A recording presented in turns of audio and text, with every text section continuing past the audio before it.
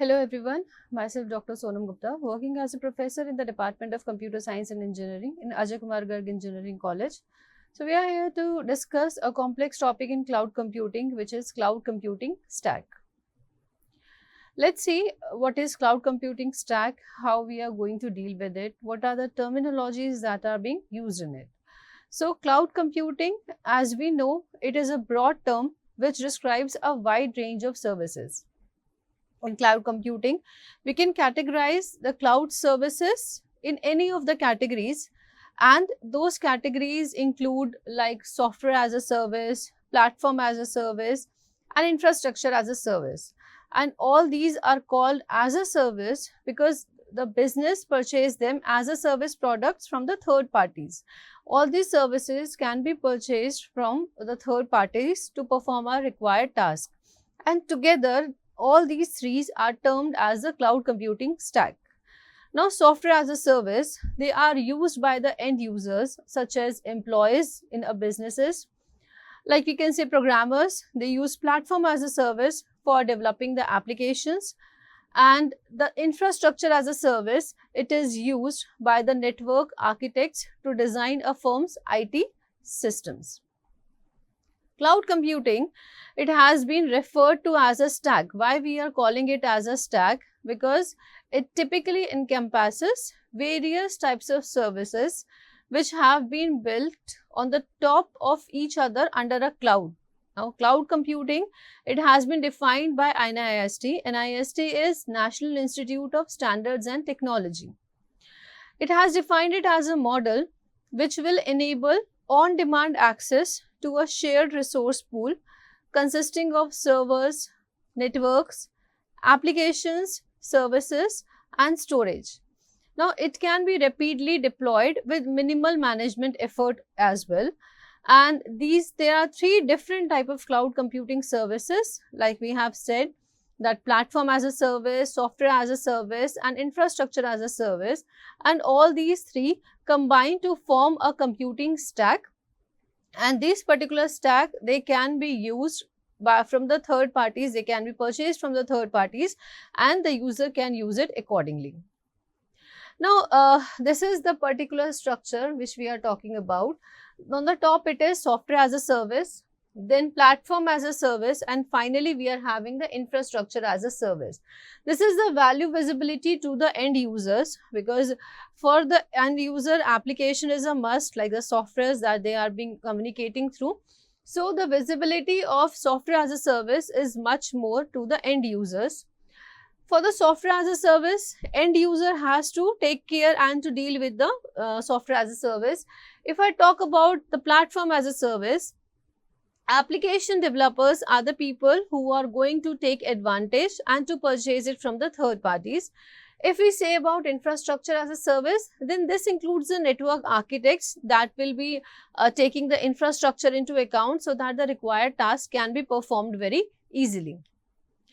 Now, let's see how this cloud computing is going to work, because cloud computing, it is an application based software infrastructure which is going to store the data on the remote servers, and from there the data can be accessed through the internet. Now, to understand this, how cloud computing is going to work, we can divide it into two parts, that is the front end and the back end. Now, what is the front end and the back end? What are they going to do? The front end, it will enable a user to access the data which is stored in the cloud, having a internet browser or a cloud computing software. But the primary component of cloud computing, it is responsible for securely storing the data and the information, it is the back end. It comprises of servers, computers, databases, and the central servers as well. Now, the central server, it facilitates the operations by various set of rules and the protocols, and it uses softwares and middlewares to ensure that the seamless connectivity is provided between the devices through the cloud computing. Cloud computing service providers, they usually maintain multiple copies of the data to mitigate the instances of security threats, the data losses, the data breach, etc. Now, let's take a small example. Let's say we are an executive at a large corporation, and the particular responsibility of us is to make sure that all our employees are having the right hardware and the software which are required to perform their respective jobs. Now, buying the computers for everyone, it is not enough. So what we do, and we also have to purchase the software licenses as well, so that they can access the tools, the softwares which are required to make the particular software. We also need the same for the current hiring as well. So we have to buy more softwares, and the current software licenses are also to be given to the current hirings as well. So it is difficult to spend so much amount of money for this particular thing. So what is an alternative? The alternative is to install a suite of softwares for each of the computers, and we have to just load one application for it. Now that application, it will allow the co-workers to log into the web-based services which host all the programs that the users will be required for doing their job. And this is particularly called cloud computing, and it is a major change for this industry as well. Now, this is how cloud computing is going to work. We are having a client computer, database is storages, computer network and the application servers. Client computer is going to interact with this application servers through the network, through the control and the database storage, and whatever task we require. Suppose I need the database server, so I can directly pay for this database server and it will come to me, and I can store all my database over it. So this is how it is going to work. Now, in this cloud computing system, there is a significant workload shift as well, because the local computers, they are no longer have to pay all the heavy lifting when it comes to running the applications as well. Now, these network of computers, they make up the cloud, will handle it all. Hardware and software, the demands on the user side, it will decrease, and the only thing that the computer needs is to able to run through the interface software. So interface software will be required for it, and it can be used as a simple web browser, and the cloud's network, it will take care for rest of the things. So what is the good chance that if we have already some form of cloud computing, like we are having an email account, web-based like on Gmail, on Yahoo, etc., then it is a form of cloud computing only. Now, instead of running an email program on my own computer, I am logging into that particular web email remotely. So the software and the storage of this particular account, it is not on my computer, it is on the remote server computer. The next is the role of the network in cloud computing, because network plays an important role in the cloud computing as well. So emerging capabilities of network, they have enabled cloud to successfully provide on-demand services which can be unilaterally provision computing capabilities like the servers, the network, operating system and the storage as well. And it also allows the resource pooling, where multiple users, like through the multiple tenant model, they can apply for it. Now, cloud computing, it has also the capability to measure the services being offered by the help of the usage chargeback, or we can say the metering, where it can control and optimize the resource usage. So network here plays an important role in the delivery of cloud based services, like how we are getting it connected, because network is required to access the data from the remote server. The protocols which are important for all these activities. So what is basically protocol? Protocol, it is a set of rules that allow two items to connect and exchange the information one to one another. Now, why these protocols are required? They are used for storage, for the communication purpose, for encryption, decryption, networking, security, user logging management, and all these are the multiple things. For this we require protocol, because whenever we are exchanging the data, a protocol is required to be set. Now, first protocol which is used in this networking, it is the gossip protocol. Now, what is the gossip protocol, how it is going to be used? So we will be discussing it over here. Gossip protocol, it is a communication protocol, and it is similarly referred to as a epidemic protocol. The anti-entropy, it is used to repair the data, And the dissemination protocol, it is used to spread the information. Basically, we can say it is acting like a flood agent in the network. Now, let's see it with a very small example. Suppose I am having a server, or I can say I am the client, I am located over here, and I want to access the data on the server. This is my server and this is the client. Now, whenever the client needs to access any data which is on the server, client will simply send the request on the server side. Now, the request will be sent on the server side. The server will process the request, whether it is about database, email, any other thing which is there, and then it will come, response will come back to the client side. Now, how this request and response is going to be handled, this is the work of the protocol. For this, we need some certain set of protocols, how the data is going to be handled, how the data packets is to be formed, what encryption, decryption technique will be applied over it, how the data is going to be used, what security can be applied, and whether the data is sensitive or not, whether we can just send it in a broadcast manner or not. So, for all these things, certain protocols are required. As and when the condition is, or we can say as and when the third parties, they give the data, they set the particular protocols as well.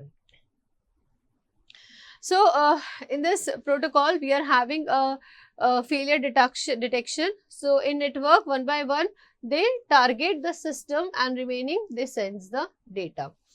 So, if at any point of time, like suppose I am having this particular frame of data, like 1, 2, 3, and while sending the data, if suppose packet 3 has been destroyed and it has not been delivered, then how we are going to handle it? How, whether we are going to stop 1 and 2 as well, or whether we are going to send packet number 1 and 2, and the third will be sent over again.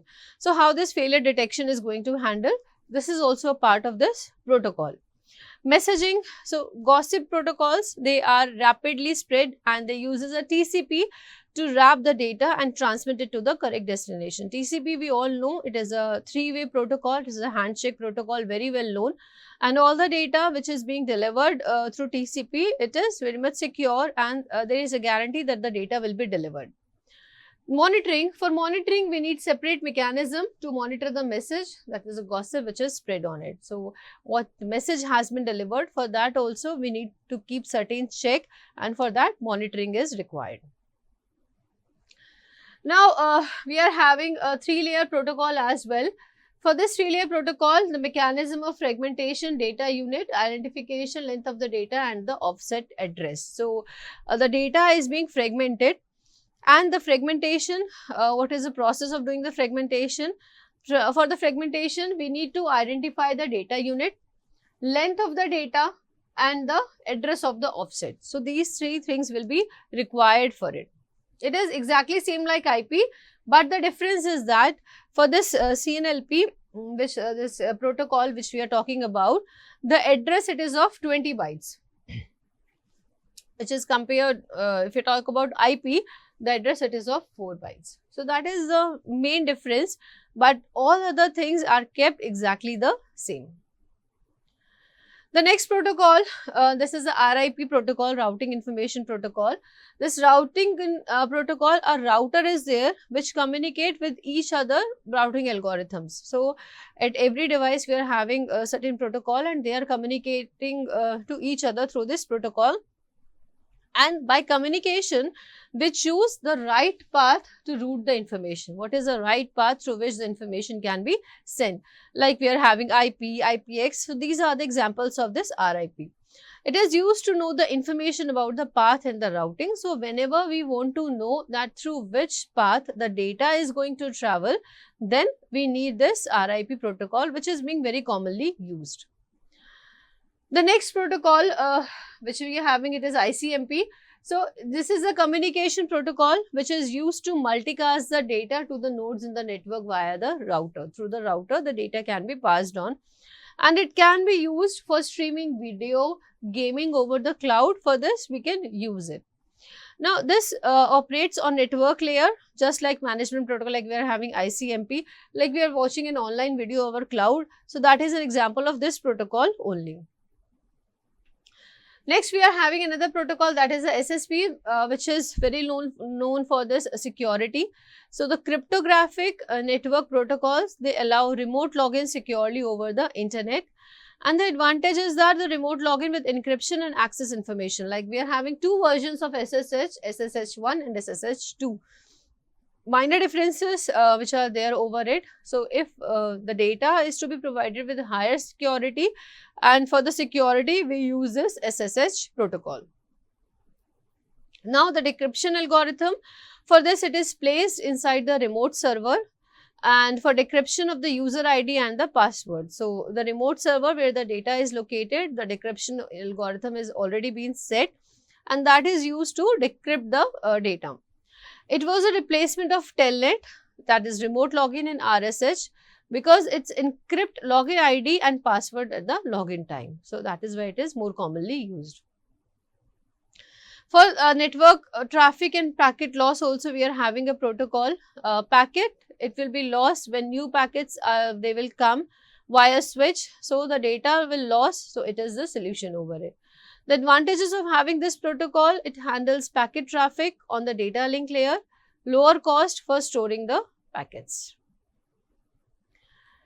The next, we are used publish subscriber system video and the file transfer in the cloud. And this particular protocol, it was developed by Jabber. It is open source community in 1999, and it's a freeware protocol. In December 2011, Microsoft released an XMPP interface for this messenger services as well. Next, we are having a message routing protocol. So, it is a wireless protocol which provides description format of the data which is sent over the network. And this protocol, it provides a guarantee of message delivery, and it works on the application layer. It is used in the clouds, but it is commonly used in Red Hat, Microsoft, Apache, etc. Next protocol, it is replaced by IGRP 1993 because it doesn't support IP classes of IPv4, but it supports this particular protocol.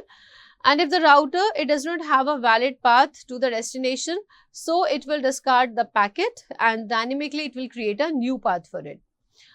This protocol, it supports load balancing on the parallel link sites as well. So, by the help of load balancing, what is the major advantage is that a load is not there on a particular server.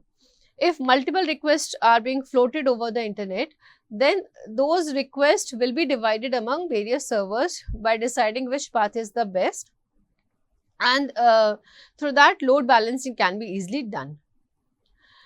To transfer the media files, audio files and the metadata to and fro from the portable device over the cloud, and it is actually a point-to-point, it is used to transfer the media files, and it is used to download the photographs from the cloud. But the disadvantage is that not to transmit the video files. So, the solution over this BTP we use for this transmission as well. It initializes the initiators to identify the capability of devices with respect to file format and the functionality.